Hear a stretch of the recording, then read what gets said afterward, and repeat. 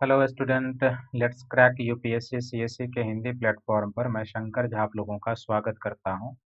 आप अनअकैडमी का सब्सक्रिप्शन कैसे लें और इस सब्सक्रिप्शन को लेकर आप क्या क्या बेनिफिट उठा सकते हैं, इससे पहले आप मेरे बारे में जान लें। मेरे पास 8 वर्षों के टीचिंग का एक्सपीरियंस है और मैंने दिल्ली और दिल्ली के बाहर देश के कई प्रतिष्ठित संस्थानों और शहरों में पढ़ाया है। मैं हिस्ट्री और ज्योग्राफी ऑप्शनल पेपर तथा सामान्य अध्ययन का सेक्शन पढ़ाता हूँ। मैंने यूपीएससी के 2 बार इंटरव्यू दिए हैं, बीपीएससी का मैंने 3 बार इंटरव्यू दिया है और आरपीएससी के मैंने 1 बार इंटरव्यू दिए हैं। ये मेरा अनअकैडमी का टेलीग्राम लिंक है, आप इसे ज्वाइन कर लें, सब्सक्राइब कर लें ताकि क्लास से संबंधित जो भी क्वेरी होती है, क्लास से संबंधित जो भी टाइम टेबल होगा, क्लास पीडीएफ और पेपर कटिंग आप यहाँ से प्राप्त कर सकते हैं।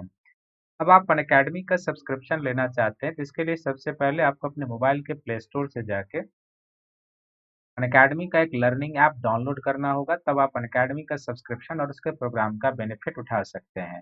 जब आप अनअकैडमी का सब्सक्रिप्शन लेते हैं तो आपको क्या-क्या बेनिफिट मिलता है? तो सबसे पहले इसमें आपको डेली लाइव क्लास मिलता है और इस लाइव क्लास में आप अपने एडुकेटर के साथ डिस्कशन करके, चैट करके क्लास से संबंधित जो भी डाउट क्वेरी होती है आप उसे क्लियर कर लेते हैं। दूसरा, इसमें आपको लाइव टेस्ट और क्विज मिलता है और इस लाइव टेस्ट और क्विज में आपको प्रीलिम्स का और मेंस के प्रिपरेशन किस तरीके से चल रहे हैं उसको वैल्यूएट करने का अवसर मिलता है और फिर उस पर कैसे आपको प्रीलिम्स और मेंस के प्रश्न को हल करना है, इसके लिए आपको एक एनालिटिकल सेशन भी दिया जाता है।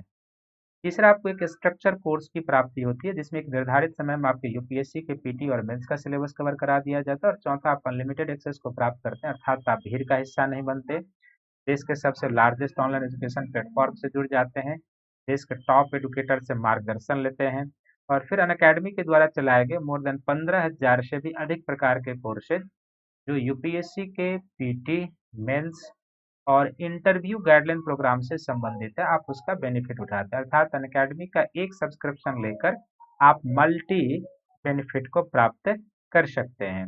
अनअकैडमी के द्वारा ऑप्शनल पेपर की भी शुरुआत की गई है, तो आप उसमें भी पार्टिसिपेट कर सकते हैं। साथ ही अनअकैडमी के द्वारा क्या है कि अनअकैडमी कॉम्बाट की शुरुआत की गई है जिसमें आप इनरोल करके आप ढेर सारे प्राइजेज जीत सकते हैं। अब अगला जो यह कॉम्बाट है यह 20 दिसंबर को है, तो आप इसमें पार्टिसिपेट करें, इनरोल कराएं और अपने तैयारी को भी परखें, जांचें, अनअकैडमी के टीचर को समझें और फिर बहुत सारे एक्साइटिंग प्राइजेस आप इसमें पुरस्कार जीत सकते हैं। साथ ही अनअकैडमी का जो जीएस का सब्सक्रिप्शन है यह 2 प्रकार का सब्सक्रिप्शन है, एक प्लस कोर्स का सब्सक्रिप्शन है और एक आइकॉनिक सब्सक्रिप्शन है।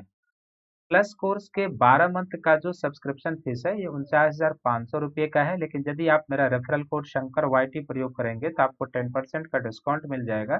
तब 12 मंथ का जो प्लस कोर्स का सब्सक्रिप्शन है वो 44,550 में प्राप्त होगा और यदि आप 24 मंथ का प्लस कोर्स का सब्सक्रिप्शन लेना चाहते हैं तो इसका 72,000 सब्सक्रिप्शन फीस है और यदि आप मेरा रेफरल कोड शंकर वाईटी प्रयोग करेंगे तो आपको 10% का डिस्काउंट, तब 24 मंथ का जो प्लस सब्सक्रिप्शन है आपको 64,800 में प्राप्त हो जाएगा। इसी प्रकार आप जीएस का आइकॉनिक सब्सक्रिप्शन प्राप्त कर सकते हैं, ले सकते हैं।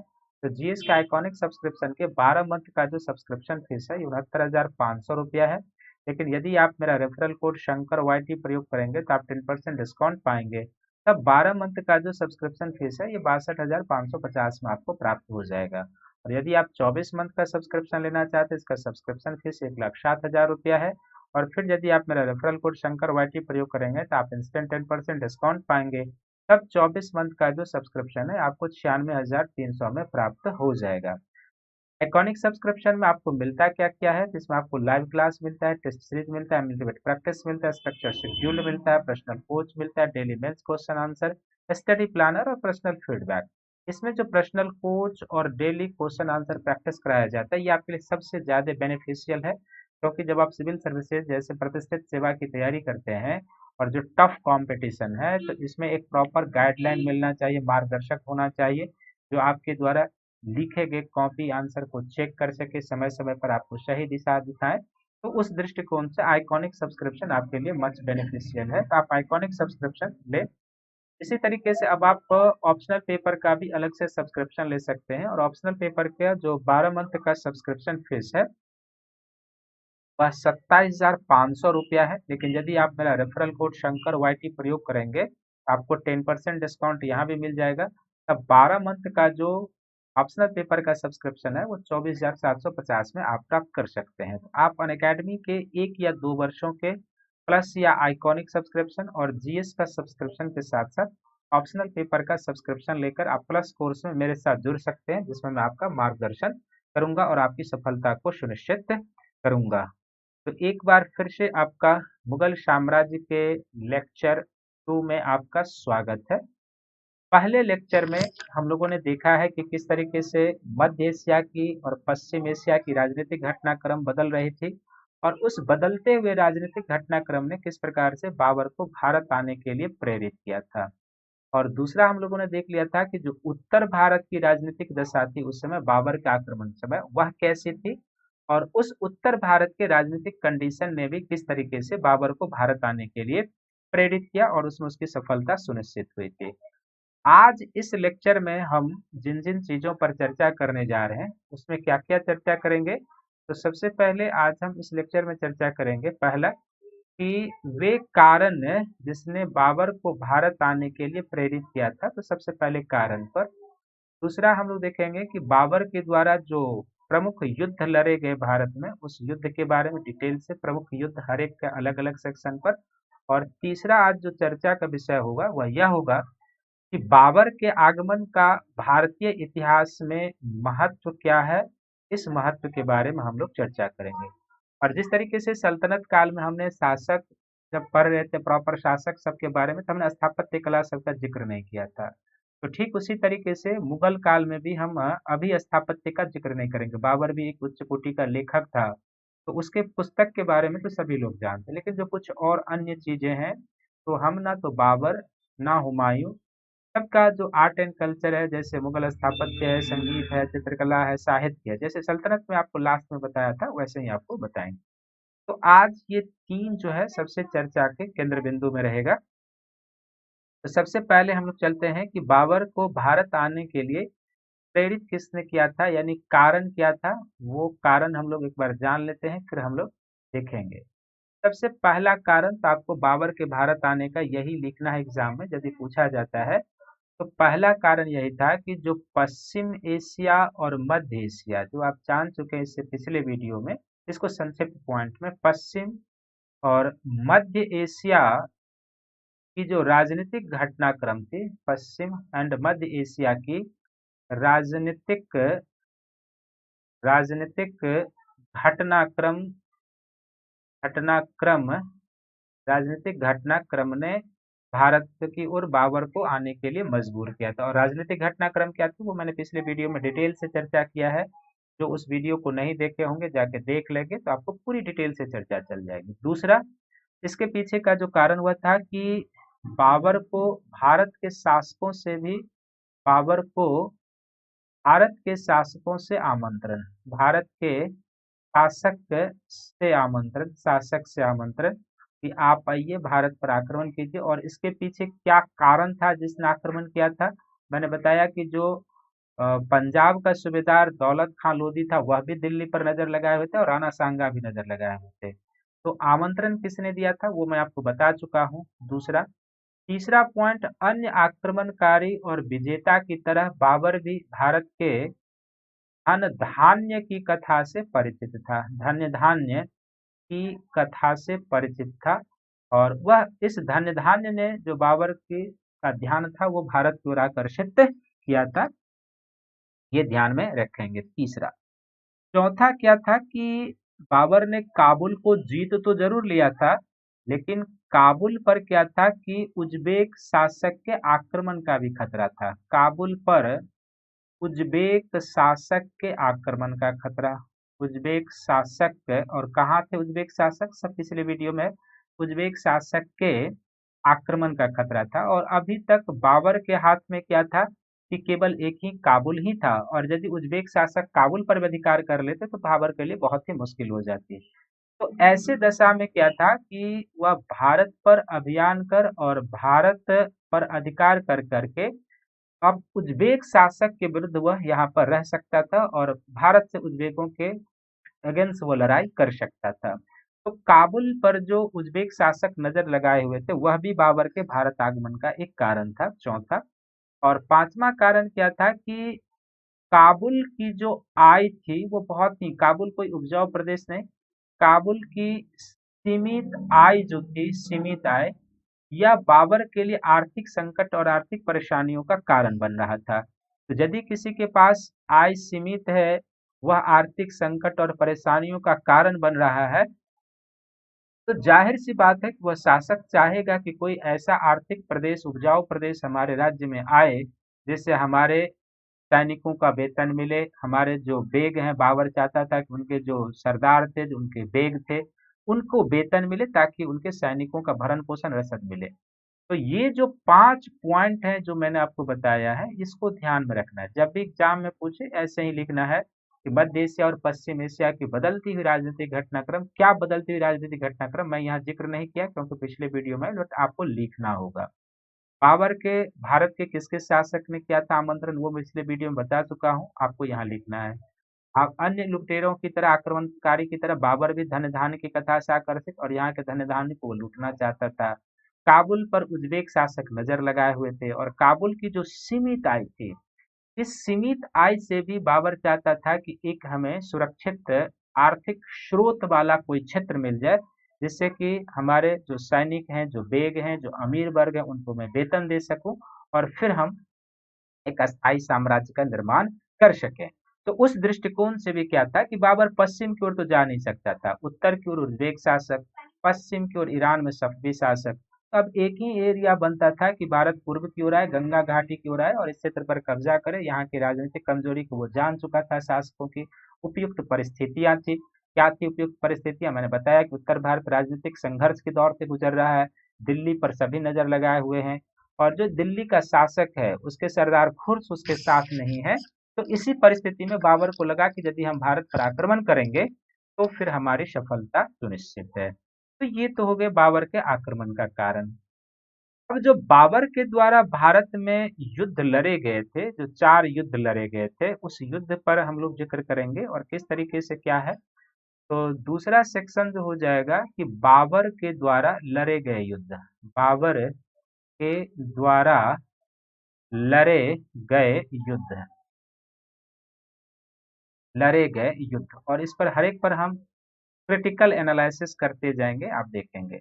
तो बाबर के द्वारा जो सबसे पहला युद्ध लड़ा गया था वह था 1526 में, जो इतिहास प्रसिद्ध पानीपत के प्रथम युद्ध के रूप में जाना जाता है, पानीपत के प्रथम युद्ध के रूप में। दूसरा जो 1527 में हुआ था वह हुआ था खानवा का युद्ध हुआ था, खानवा का युद्ध। यह भी महत्वपूर्ण युद्ध, और यूं कहें कि पानीपत के प्रथम युद्ध की तुलना में ज्यादा इसका महत्व। 1528 में चंदेरी का युद्ध हुआ था, 1528 में चंदेरी का युद्ध। और फिर 1529 में घाघरा का युद्ध हुआ था अफगान शासक के साथ, घाघरा का युद्ध। और 1530 में बाबर की मृत्यु हो जाती है, बाबर की मृत्यु हो जाती है जब मध्य एशिया का, काबुल के आसपास का राजनीतिक घटनाक्रम चेंज हो रहा था। तो उसने बाबर को विवश किया था कि एक बार फिर से वो काबुल की ओर आए, और जब वो जा रहा था तो लाहौर में उसकी मृत्यु हो जाती है। लेकिन बाबर का 1526 से लेके 1530 तक का जो ये घटनाक्रम है, इससे पहले का जो कुछ घटनाक्रम है इसको भी जान लेना श्रेयस्कर होगा।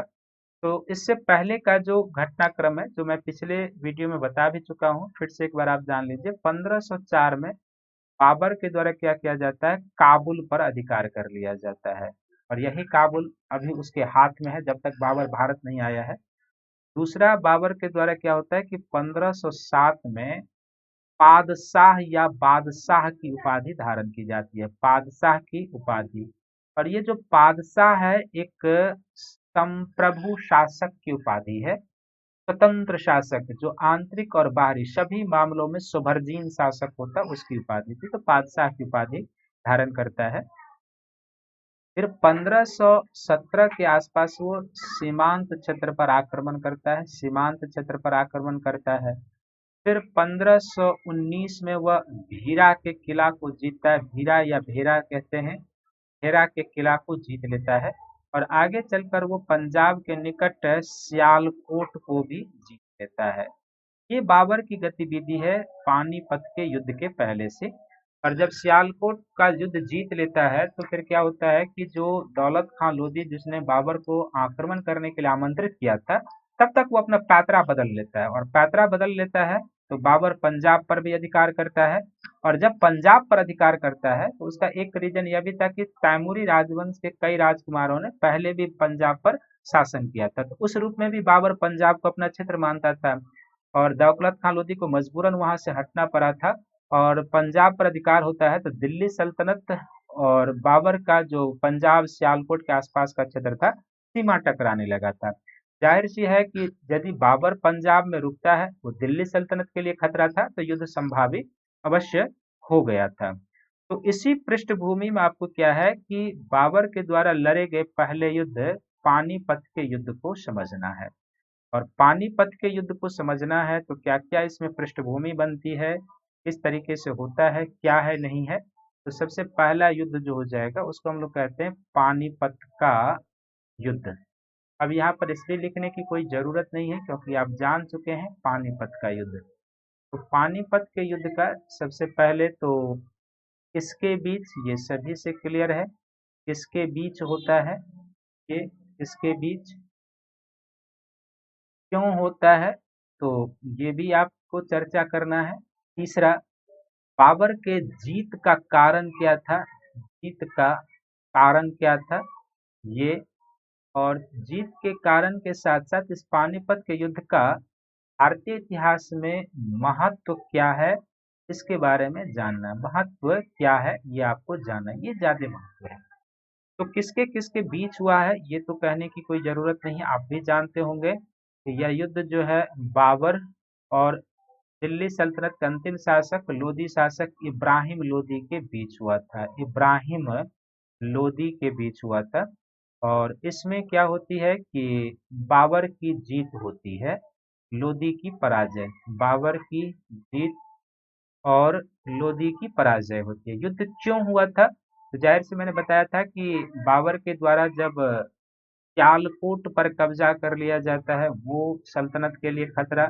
सीमांत क्षेत्र और उसके आसपास जो भीरा के किले पर कब्जा कर लिया जाता है, वो सल्तनत के लिए खतरा। और आगे चलकर बाबर पंजाब पर भी अधिकार कर लेता है, वो दिल्ली सल्तनत के लिए खतरा है, क्योंकि पंजाब पर अधिकार कर लेने के बाद दोनों की सीमाएं आपस में मिलने लगी थी। और बाबर का जाहिर सी बात है कि वो पश्चिम की ओर बढ़ नहीं सकता था। आगे जब भी अब इसका आक्रमण होता तो दिल्ली की ओर ही यह प्रस्थान करता। इसी पृष्ठभूमि में यह युद्ध होता है और बाबर की विजय होती है।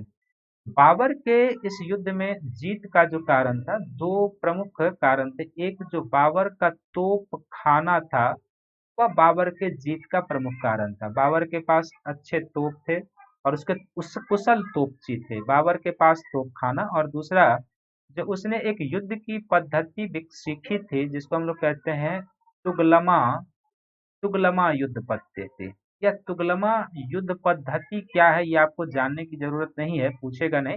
तो की पॉइंट याद रखना है कि तोप खाना और तुगलमा युद्ध पद्धति जो था उसके विजय का कारण था। हालांकि बाबर ने इस युद्ध के जीत का कारण अपने धनुर्धरों को दिया है। धनुर्धरों को, ये यदि कभी पूछ दे कि बाबर के अनुसार उसके पानीपत के युद्ध में जीत का कारण क्या था, तो उसने धनुर्धरों को श्रेय दिया है। लेकिन इतिहासकारों ने पानीपत के युद्ध में बाबर के विजय का तोप खाना, उसका जो तुगलमा युद्ध पद्धति थी उसको। तुगलमा युद्ध पद्धति में होता था कि पीछे से एक कोतल सेना रखते थे, फिर बाएं तरफ से, फिर इस तरफ से एक यहाँ पर, और सामने में खाई खोद दिया करते थे ये लोग, गहरी खाई, ताकि सेना आगे, और तीनों तरफ से घेर कर, और जब कोई सेना थक जाती थी तो पीछे जो कोतल सेना होता था उसको मोर्चे पर भेज दिया जाता था। तो पूरी तरीके से एक रण पद्धति के तहत बाबर या मुगल लड़ा करते थे। और बाबर को दो उस्मानी तोपची की भी सहायता प्राप्त थी। जो उस्मानी यानी कि जो ऑटोमन तोपची था, उस्मानी सल्तनत का था, उस्मानी तोपची था, उसमें से एक उस्मानी तोपची का नाम था उस्ताद अली। इसने अच्छे से तोपखाना का प्रदर्शन किया था, उस्ताद अली। और दूसरे का नाम था मुस्तफा। इस उस्ताद अली और मुस्तफा ने इसमें प्रदर्शन किया था। अब जो पानीपत का युद्ध है, इसका इतिहास में महत्व क्या है, वो दिलचस्प है और इसको दो दृष्टिकोण से मूल्यांकन करना है। वो दृष्टिकोण से क्या है कि कुछ इतिहासकारों ने इसे बहुत अत्यधिक महत्व का अनुमाना है और उसके पीछे रीजन क्या है। तो सबसे पहला क्या है कि इस युद्ध के साथ ही क्या होता है कि दिल्ली सल्तनत का पतन हो जाता है, सल्तनत का पतन। और सल्तनत का पतन होता है और एक नए राजवंश का उदय होता है, नए राजवंश की स्थापना, यानी कि सल्तनत का पतन और नए राजवंश की स्थापना। तो महत्व के पीछे जो लॉजिक है, तो पहला क्या है कि सल्तनत का पतन हो गया, नए राजवंश की स्थापना होती है।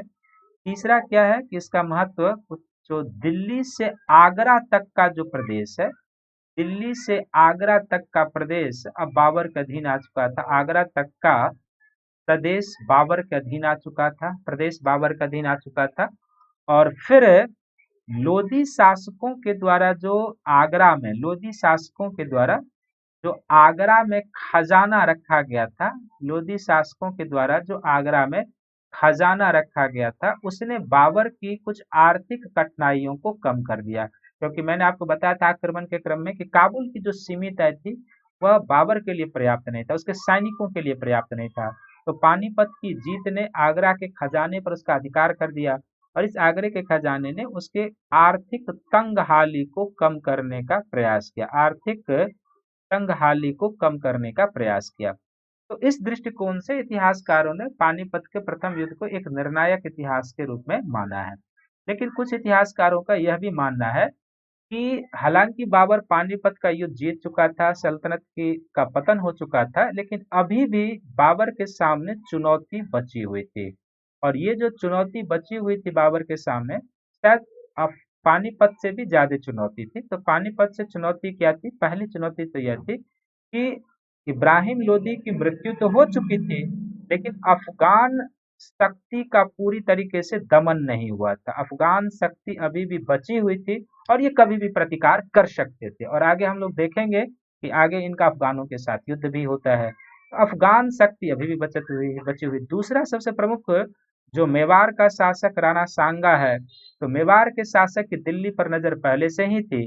और जाहिर सी बात है कि जब खान पानीपत का युद्ध हुआ था, तो राणा सांगा को लग रहा था कि अन्य लुटेरों की तरह ये भी भारत से चले जाएंगे और हम दिल्ली पर अधिकार लेंगे। ऐसा हुआ नहीं, बाबर ने भारत में रहने का निर्णय कर लिया, क्योंकि उसको भारत में रहना ही था, क्योंकि पश्चिम वो जा नहीं सकता था। अब उसकी प्रमुख टक्कर होनी थी मेवाड़ के शासक राणा सांगा से। और इसका नाम, जो मेवाड़ के शासक राणा राजपूत शासक थे, इनके पास बड़ी विशाल सेना थी। तो एक ये इस दृष्टिकोण से देखा जाए तो ये दो बड़ी चुनौतियां अभी भी बाबर के पास है।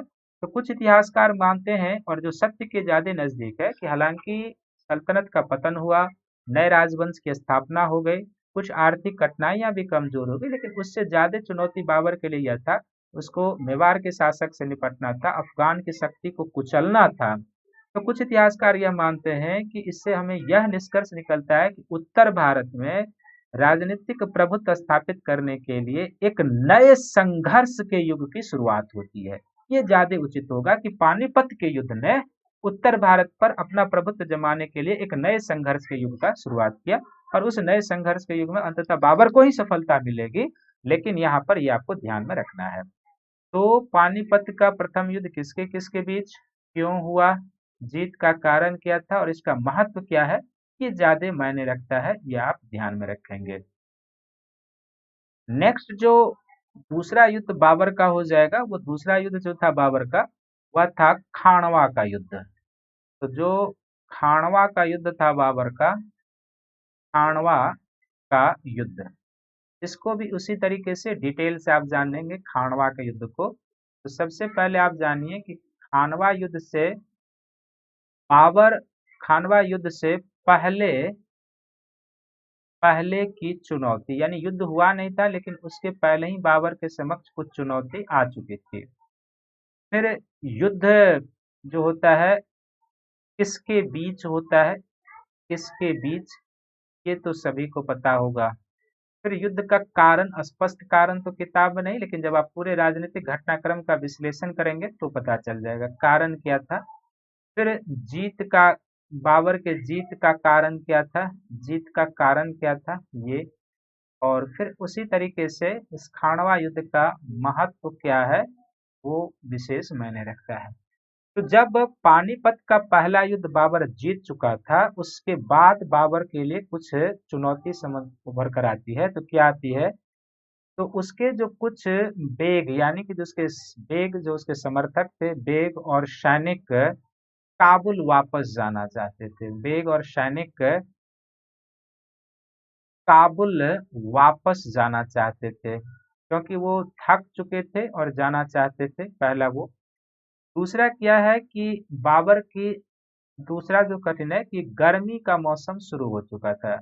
गर्मी का मौसम शुरू, जिसका बाबर और उसके सैनिक आदी नहीं थे क्योंकि वो लोग मध्य एशिया के एक थोड़े से शीतोष्ण टेम्परेट क्लाइमेट के रहने वाले थे। इस तरह के गर्मी से आदी नहीं थे। गर्मी का मौसम शुरू हो चुका था, बेग और सैनिक उसके वापस जाना चाहते थे। तीसरा, अभी भी आगरे के खजाने से बाबर की आर्थिक कठिनाइयां जो है वो दूर नहीं हो पाई थी। आर्थिक कठिनाइयां बाबर के साथ अभी भी है। और चौथा क्या है कि अगला जो युद्ध होना है वो किसके साथ होना है? राणा सांगा से होना है।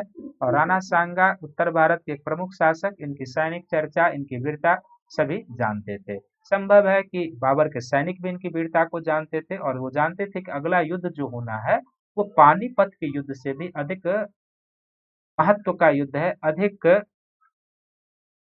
तो इस तरीके से ये समस्याएं थी। अब जाहिर सी बात है कि इस तरह की समस्या है तो बाबर जो है इसके समाधान के लिए क्या क्या प्रयास करेगा। तो आप देखिए, सबसे पहला प्रयास ये क्या करता है कि जो बेग और सैनिक वापस जाना चाहते थे काबुल, उसे जाने दिया। पहला क्या किया कि उसे जाने दिया, सबसे पहला। दूसरा क्या करता है कि अपने सैनिकों में वह जोश भरने का कार्य करता है।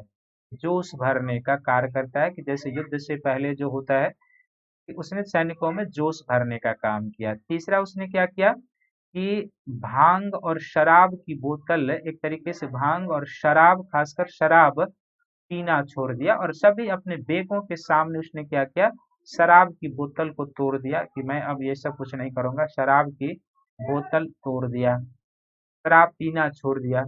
पांचवा, उसने अपने राज्य में क्या किया कि राहदारी कर से, चुंगी कर जिसको कहते हैं, राहदारी कर से माफ कर दिया। सभी को, व्यापारियों को राहदारी कर से माफ कर दिया, जो काबुल जो उसके आसपास का क्षेत्र था उसके अंतर्गत।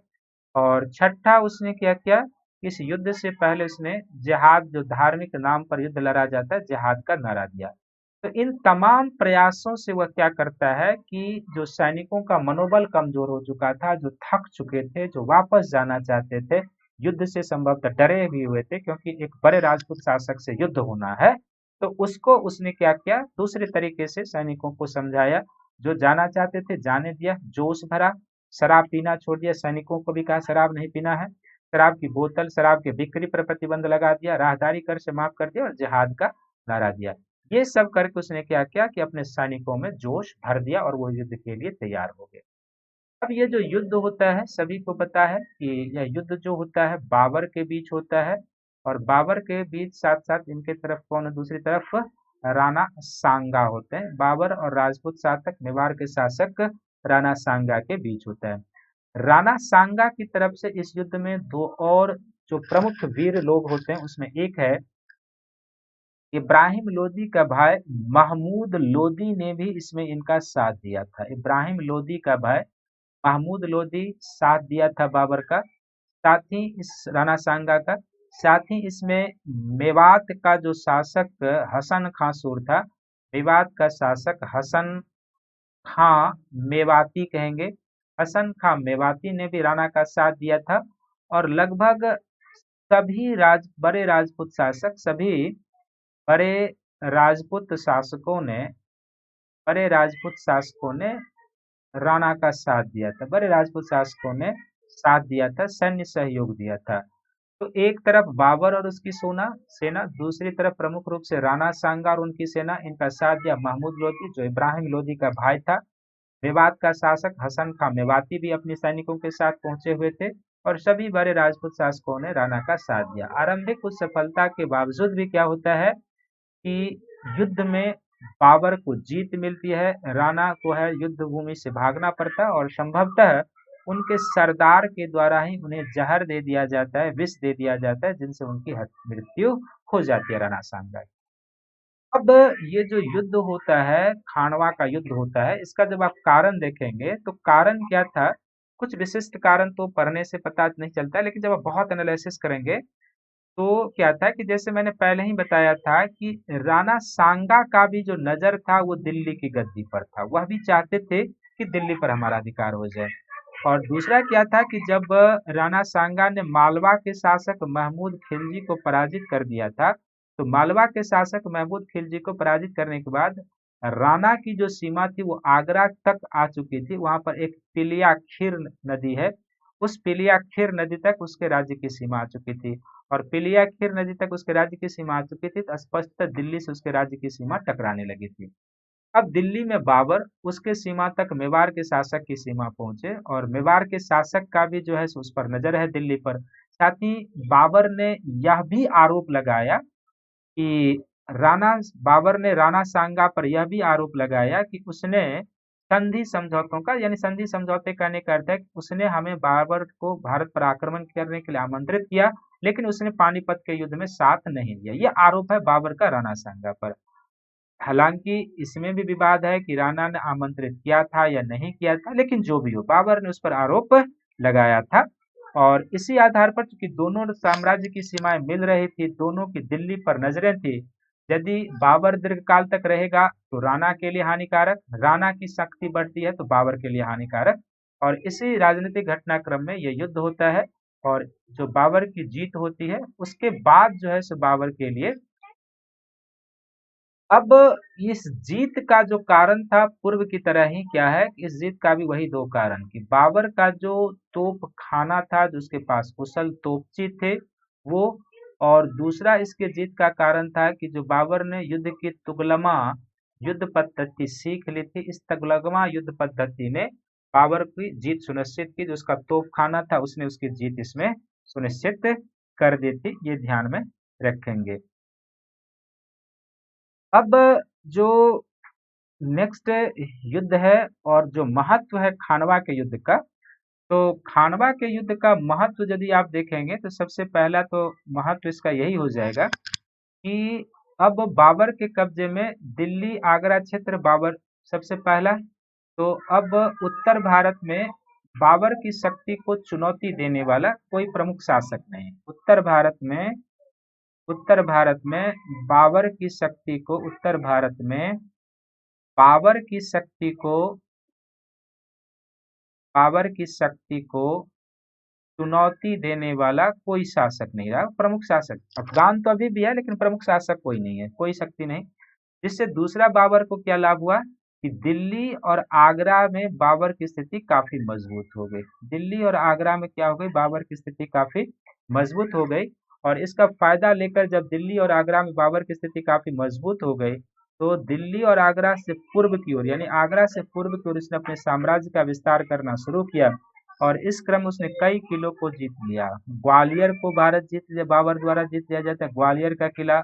धौलपुर का किला जो है सो बाबर के द्वारा जीत लिया जाता है। और हसन खां मेवाती चूंकि युद्ध में पराजित हुआ था, तो हसन खां मेवाती का अधीन अलवर का एक हिस्सा भी बाबर को मिल गया। जो पहले हसन खां मेवाती का अधीन था, वह अलवर का हिस्सा जो राजस्थान में पड़ता है, ये 3 क्षेत्र बाबर को प्राप्त है। पूरे अलवर नहीं, अलवर का कुछ हिस्सा।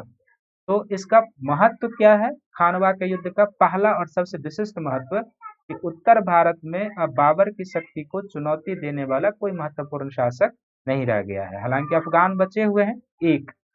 दूसरा, दिल्ली और आगरा में बाबर की स्थिति काफी मजबूत हो जाती है। तीसरा, इस स्थिति का लाभ उठाकर वो पूर्व की ओर बढ़ता है, ग्वालियर किले को जीत लेता है, धौलपुर के किले को जीत लेता है। और चौथा, हसन खां मेवाती जो युद्ध में वो भी था शामिल और राणा की ओर से पराजित हुआ था, तो अलवर का एक हिस्सा उस बाबर ने हसन खां मेवाती से भी छीन लिया। तो इसलिए अब जो बड़ा प्रतिद्वंदी बाबर का था राणा सांगा, वह उसके रास्ते से हट चुका है। और जो बाबर का भारत में रहने का सपना था, उसके मार्ग में कोई अब बाधक आने वाला नहीं है। तो ये तीसरा जो बाबर का युद्ध होता है वह किसके साथ होता है, तो तीसरा युद्ध जो बाबर का होता है वह है एक शासक है जिसको हम लोग कहते हैं, ये मालवा क्षेत्र का एक शासक था, मेदिनी राय। मालवा क्षेत्र के शासक मेदिनी राय से युद्ध होता है। मेदिनी राय राजपूत शासक थे, मेदिनी राय से। तो तीसरा जो बाबर का युद्ध होता है उसको हम लोग कहते हैं चंदेरी का युद्ध कहते हैं। और चंदेरी जब जब खानवा का युद्ध जीतता है भारत, तो बाबर गाजी की उपाधि भी धारण करता है। ये ध्यान रखें, चंदेरी का युद्ध। तो चंदेरी के युद्ध में कुछ विशिष्ट नहीं है। यह युद्ध जो है किसके किसके बीच हुआ था, तो युद्ध बाबर और फिर चंदेरी के शासक जो मेदिनी राय है, इसके बीच युद्ध हुआ था। और पूर्व युद्ध की तरह ही परिणाम फिर से किसके पक्ष में रहता है, बाबर के पक्ष में परिणाम रहता है। परिणाम बाबर के पक्ष में मेदिनी राय की पराजय होती है। और जब मेदिनी राय की पराजय होती है, यहाँ की राजपूत रानियों के द्वारा जौहर व्रत का पालन किया जाता है। जौहर व्रत का पालन किया जाता है। तो बाबर के इस अभियान में हमें जौहर व्रत का भी उल्लेख मिलता है। पूछा जा सकता है कि बाबर के किस अभियान में जौहर व्रत का उल्लेख मिलता है। तो चंदेरी अभियान जो किया था उसमें बड़े पैमाने पर राजपूत रानियों ने जौहर व्रत का पालन किया था। जब मेदिनी राय की पराजय हो चुकी थी, राजपूत शासक सब बहुत सारे मारे गए थे, तब वहां की राजपूत रानियों ने जौहर व्रत का पालन किया था। तीसरा और चौथा जो बाबर का युद्ध हुआ था वह है जिसको हम लोग कहते हैं घाघरा का युद्ध। चौथा जो युद्ध हुआ था बाबर का वह है घाघरा का युद्ध। और घाघरा का जो युद्ध हुआ था, तो बेसिकली यह युद्ध जो हुआ था किसके किसके बीच हुआ था और इसका परिणाम किसके पक्ष में गया था, परिणाम और किसके मध्य। तो ये जो हुआ था युद्ध, इस युद्ध का जो हुआ था यह बाबर और अफगानों के बीच हुआ था। बाबर और अफगान के बीच हुआ था। बाबर और अफगान के बीच कौन से हुआ था, तो इसमें जो अफगान थे बेसिकली बंगाल और बिहार के अफगान शासक शामिल थे। बंगाल और बिहार के अफगान शासक। और इस समय बंगाल और बिहार के अफगान जो थे उनका जो नेतृत्व कर रहे थे वह थे महमूद लोधी। बिहार और बंगाल के अफगान शासक एक तरीके से महमूद लोधी था। महमूद लोधी इसके बीच हुआ था, महमूद लोधी के बीच। और महमूद लोधी जो था ना इसकी सहायता कर रहा था बंगाल का शासक नुसरत शाह। बंगाल का शासक जो उस समय प्रांतीय राज, जिसके बारे में आपको बताया गया है पहले की वीडियो में, तो बंगाल का शासक नुसरत शाह इसकी सहायता कर रहा था। नुसरत शाह सहायता कर रहा था, सहायता कर रहा था। आप यह प्रश्न उठा सकते हैं कि आखिर बंगाल का शासक नुसरत शाह क्यों सहायता कर रहा था। तो बंगाल का शासक नुसरत शाह ने अपने वैवाहिक संबंध इसका जो था सो इब्राहिम लोदी के साथ था। और महमूद लोदी का इब्राहिम लोदी से संबंध, उसी संबंधों के आधार पर संभवतः इसने इसका साथ दिया था। और इसका ये भी रीजन हो सकता है कि राजनीतिक दृष्टिकोण से यदि देखा जाए, तो यदि बाबर बंगाल बिहार तक पहुंच जाता, बिहार को जीत लेता, तो फिर बंगाल भी उसके पहुंच से बाहर नहीं रहता। तो हो सकता है कि वैवाहिक दृष्टिकोण कम हो इसका, मूल कूटनीतिक उद्देश्य रहा होगा नुसरत शाह का कि हम बाबर को बिहार और यूपी में ही रोकने का प्रयास करें, क्योंकि यदि वो बिहार यूपी पर कब्जा कर लेगा तो अगला अभियान उसका बंगाल ही होगा और वो हमें भी फिर पराजित कर देगा। तो बाबर और अफगान के बीच, अफगान मूल रूप से महमूद लोदी, सभी अफगानों का नेतृत्व, और महमूद लोदी को सहायता मिली थी बंगाल के शासक नुसरत शाह से। परिणाम फिर से किसके पक्ष में जाता है, तो बाबर के पक्ष में परिणाम जाता है, बाबर के पक्ष में। हाँ, लेकिन यहाँ पर यह ध्यान में रखने की जरूरत है कि अभी भी बाबर जो है युद्ध में जीत तो गया था, लेकिन अफगान को पूरी तरीके से दमित नहीं कर पाया था। अफगान को पूरी तरह से समाप्त नहीं कर पाया, अफगान को पूरी तरह से समाप्त नहीं कर पाया। और अफगान को पूरी तरह से समाप्त नहीं कर पाया पराजित करने के बावजूद भी। इसका मूल रीजन क्या था कि यहाँ से इसको पराजित करने के बाद बाबर क्या करता है, एक संधि समझौता करके वापस चला जाता है। संधि समझौता अफगानों से कर लेता है और संधि समझौता करके वो चला जाता है। इसका रीजन यह था कि काबुल की परिस्थितियां बदल रही थी। काबुल की परिस्थितियां बदल रही थी और अभी भी भारत में वो पूरी तरह से स्थायित्व तो आ चुका था, लेकिन काबिल अभी भी क्या था, उसके लिए बहुत बड़ा सामरिक महत्व का था। अभी भी आप देखते हैं कि भारत में उस समय काबुल और कंधार दो ऐसे क्षेत्र जिसे मध्यकाल में भारत में प्रवेश द्वार माना जाता है। उत्तर पश्चिम से प्रवेश द्वार के रूप में था, एक काबुल था भारत के प्रवेश द्वार के रूप में और दूसरा कंधार था प्रवेश द्वार के रूप में। तो बाबर को डर लग रहा था, मूल रूप से क्या था, उज्बेक फिर से एक बार हमलावर हो चुका था और बाबर को लग रहा था कि यदि ये काबुल पर फिर से अधिकार कर लेता है तो बाबर जो भारत का प्रवेश द्वार है उसके एंट्री गेट पर इसका कब्जा हो जाएगा, तो उज्बेक भारत की ओर भी बढ़ सकता है। इसीलिए एक संधि समझौता करके काबुल की ओर वो प्रस्थान करता है बाबर जल्दी से, और इसी प्रस्थान क्रम में क्या होता है कि लाहौर में बाबर की मृत्यु हो जाती है, जो मैंने आपको पिछले वीडियो में भी बताया है।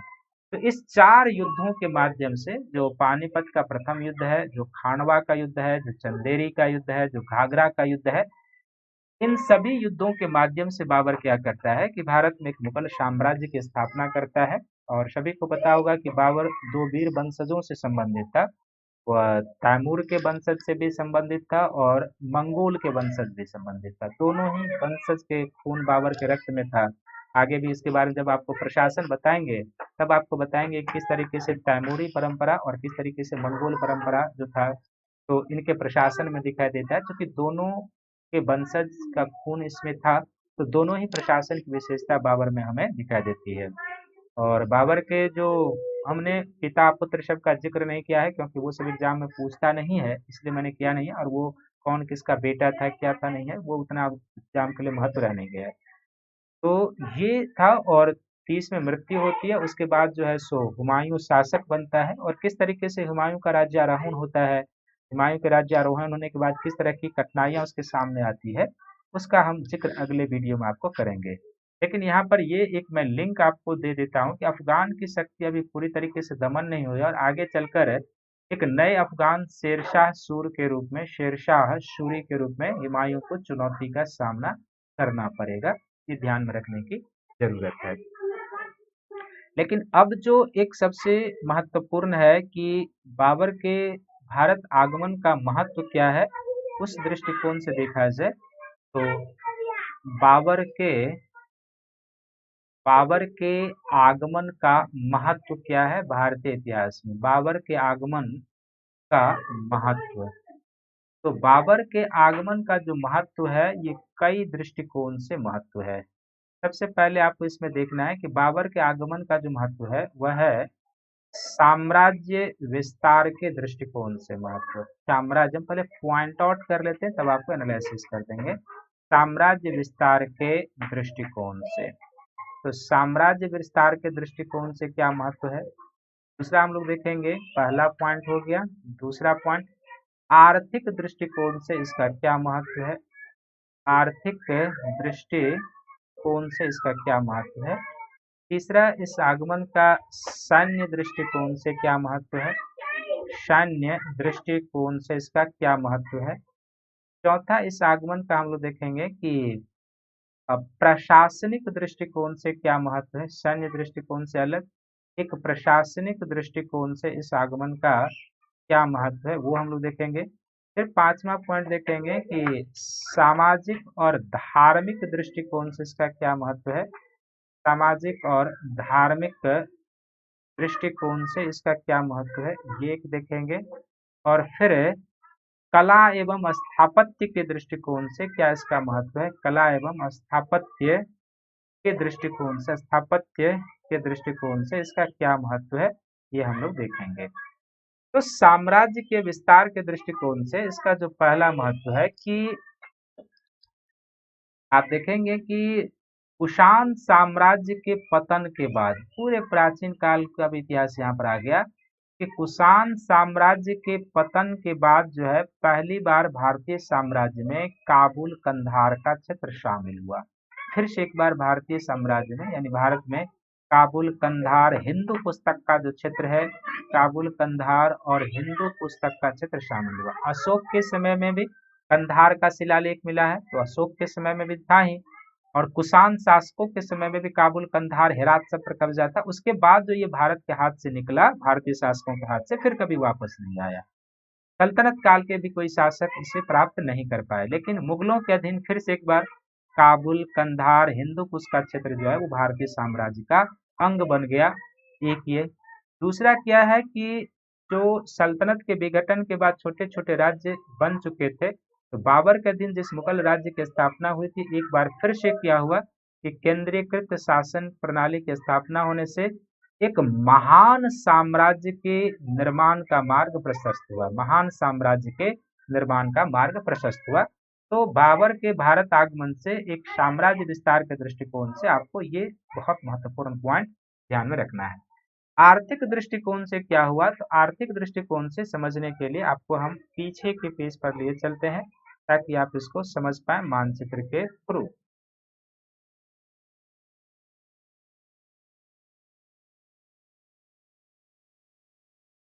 देखिए यही जो मैंने बताया था कि यहीं पर हो जाएगा, ये अफगानिस्तान का एरिया हो जाएगा। यहाँ पर कंधार है, यहाँ पर काबुल है, ये क्षेत्र आया। हिंदू कुश सब का एरिया जो है ये पूरा एरिया आ गया भारतीय साम्राज्य में। दूसरा इसका महत्व जो आर्थिक दृष्टिकोण से है, उस समय जो है ना चीन से जो व्यापारिक कारवार चलता था, जो कैस्पियन सागर और इसको भी पार करके भूमध्य सागर की ओर जाता था, तो इस पूरे क्षेत्र पर चूंकि कब्जा हो चुका था मुगलों का, तो इस क्षेत्र पर कब्जा हो जाने से क्या हुआ, मुगलों के अधिकार में काबुल कंधार आ गए। इसी काबुल कंधार से होते हुए जाते थे ये व्यापारिक कारवाई, यहाँ से चलता था और इधर ये ईरान इराक होते हुए भूमध्य सागर की ओर जाते थे।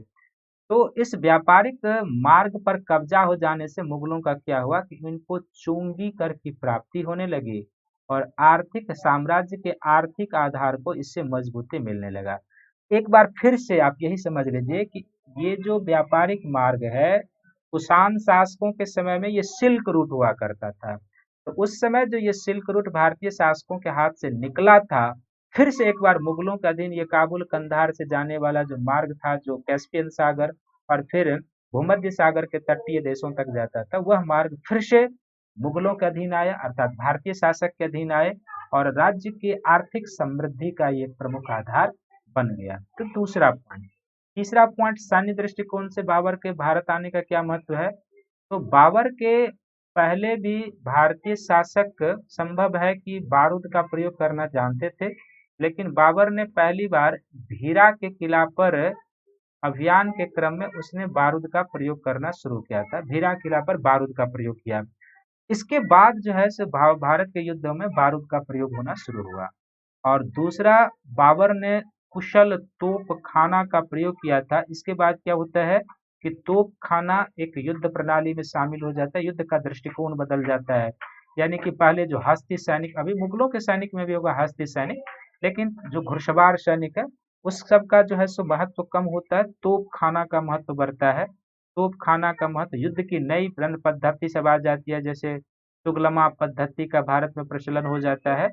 तो सैन्य दृष्टिकोण से भी इसका महत्व है कि भारत में बारूद का प्रयोग बढ़ जाता है, तोपखाना का प्रयोग बढ़ जाता है, युद्ध की तुगलमा पद्धति बढ़ जाती है। और बाबर ने बहुत सारे युद्ध पद्धति ऑटोमन तुर्कों से सीखे थे, ईरान के सफवी शासकों से सीखा था, कुछ उज्बेकों से भी सीखा था।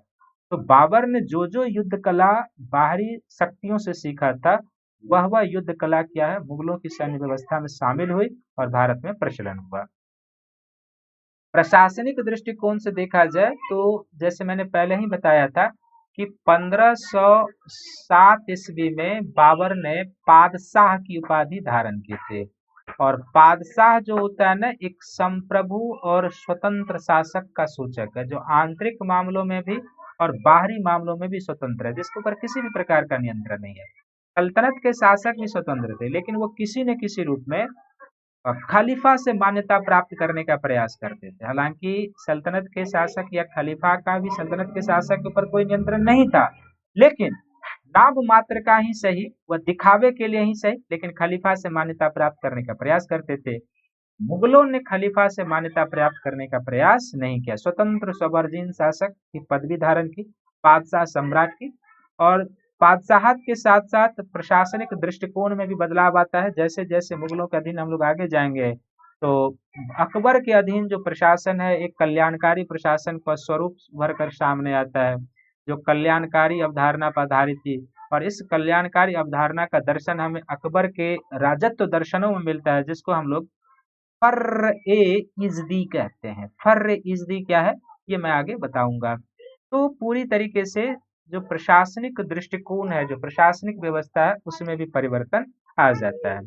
फिर सामाजिक धार्मिक दृष्टिकोण से भी परिवर्तन होता है। सामाजिक धार्मिक दृष्टिकोण से ये वही समय है जब मध्य एशिया के शासक भी शिया और सुन्नी के नाम पर आपस में लड़ा कर रहे थे। शिया और सुन्नी के नाम पर, क्योंकि मैंने पहले ही बताया ईरान के शासक शिया थे, उज्बेक सुन्नी थे। तो धर्म के नाम पर तो ये उस समय भी लड़ते थे, आज भी मध्य एशिया में ये वाइटल रोल प्ले कर रहा है।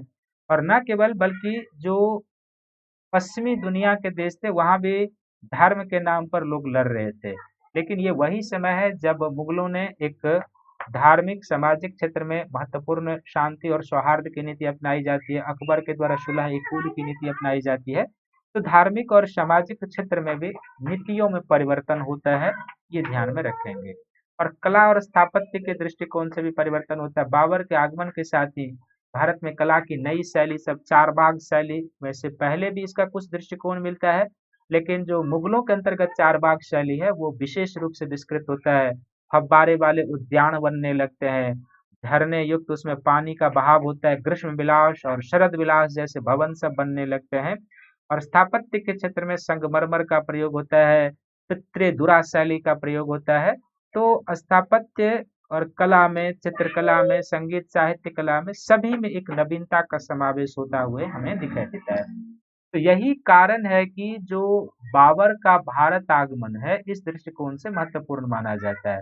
और इन तमाम पॉइंट को जब हम लोग एनालिसिस करते हैं तो इतिहासकार इस निष्कर्ष पर पहुंचते हैं कि बाबर का भारत आगमन एक नए युग का सूचक है। ये आपके मेंस में प्रश्न हो सकता है, जिसका ऑप्शनल पेपर होगा उसके लिए तो वो समझे मैंने उसका एक बहुत बड़ा एरिया कवर कर दिया है। आपसे प्रश्न पूछा जा सकता है कि सिद्ध करें कि बाबर का आगमन भारत में एक नए युग का सूचक है, कैसे? आलोचना भी करने के लिए इसकी आलोचना भी हो सकती है, ऐसा नहीं कि आलोचना नहीं हो सकती है, आलोचना भी होगी। प्रश्न हो सकता है कि बाबर के भारत आगमन का समालोचनात्मक मूल्यांकन कीजिए, बाबर के भारत के आगमन के महत्व का विश्लेषण कीजिए। तीसरा प्रश्न हो सकता है कि बाबर के भारत आगमन के महत्व पर प्रकाश डालिए। चौथा प्रश्न हो सकता है बाबर के भारत आगमन को एक नए युग का सूचक माना जा सकता है या नहीं, तर्क प्रस्तुत करें। चारों प्रश्न का उत्तर यहीं से जाएगा, जो मैंने प्रश्न बताया यहीं से मटेरियल निकल के जाना है, लेकिन प्रश्न के अनुसार आपको अपने उत्तरों को फॉर्मेटिंग करनी है, ये ध्यान में रखेंगे। तो ये जो था सो बाबर का एरिया था और इसमें मैंने आपको बताया। अब इसको समझ लेने के बाद आपने देख लिया है कि किस तरीके से चीजें हुई है। और यदि बाबर के बारे में आपको फैक्चुअल चीजों की जानकारी चाहिए होगी तो मैं हुमायूं से जब वो वीडियो लाऊंगा तो उसमें आपका जन्म सब कुछ बता दूंगा, उसकी हिस्ट्री पूरी बता दूंगा। तब तक आप सभी लोग इस वीडियो को देखिए, लाइक कीजिए, शेयर कीजिए, सब्सक्राइब कीजिए। और आप या आपके मित्रों में से कोई अनअकैडमी का, प्लस कोर्स का या आइकॉनिक सब्सक्रिप्शन लेते हैं तो मेरा रेफरल कोड शंकर YT प्रयोग करेंगे तो आपको 10% का डिस्काउंट मिल जाएगा और फिर आप प्लस कोर्स में मेरे साथ जुड़ सकते हैं। तो आप आइकॉनिक सब्सक्रिप्शन 1 साल या 2 सालों का लें और मेरे साथ प्लस कोर्स में जुड़े, मेरा रेफरल कोड यूज करें शंकर YT तो आपको 10% का डिस्काउंट मिल जाएगा। आप ऑप्शनल पेपर का भी अलग से सब्सक्रिप्शन ले सकते हैं और ऑप्शनल पेपर का सब्सक्रिप्शन आप 12 मंथ का या 24 मंथ का लें और उसमें भी यदि आप लेंगे मेरा रेफरल कोड यूज करेंगे शंकर YT तो आपको 10% का डिस्काउंट मिल जाएगा। और तब आप ज्योग्राफी और हिस्ट्री में ऑप्शनल पेपर टीच करता हूँ, उसमें आप मेरा मार्गदर्शन प्राप्त कर सकते हैं। और इस वीडियो को सभी लोग लाइक करें, शेयर करें, सब्सक्राइब करें ताकि अधिक से अधिक लोग इसका बेनिफिट उठा सके और मुझे भी बूस्टअप मिल सके, क्योंकि आपका शेयर, लाइक, सब्सक्राइब हम लोगों को बूस्टअप प्रदान करता है। और सभी को थैंक यू है, धन्यवाद है। तो इस दो वीडियो जो भारत पर मुगलों का आगमन यानी बाबर का आगमन होता वो एक क्रिटिकल एनालिसिस के साथ आपके पास पहुंच चुका है। और दूसरा जो बाबर का युद्ध है, बाबर के आगमन का महत्व है, किस पृष्ठभूमि में क्या कारण था, वो सब मैंने एनालिसिस कर दिया है। अब अगले वीडियो में मैं आपके साथ आऊंगा हुमायूं का जो राज्यारोहण होता है, हुमायूं के साथ क्या कठिनाइयां होती है, किस तरीके से शासक, फिर कैसे भारत से शेरशाह के द्वारा विस्थापित किए जाते हैं, फिर कैसे कुछ दिनों के लिए शासक बनते हैं, वो बताऊंगा। फिर हम लोग आगे धीरे धीरे बढ़ते जाएंगे। तब तक इस वीडियो को सभी लोग देखिए, लाइक कीजिए, शेयर कीजिए, सब्सक्राइब कीजिए। थैंक यू है, धन्यवाद।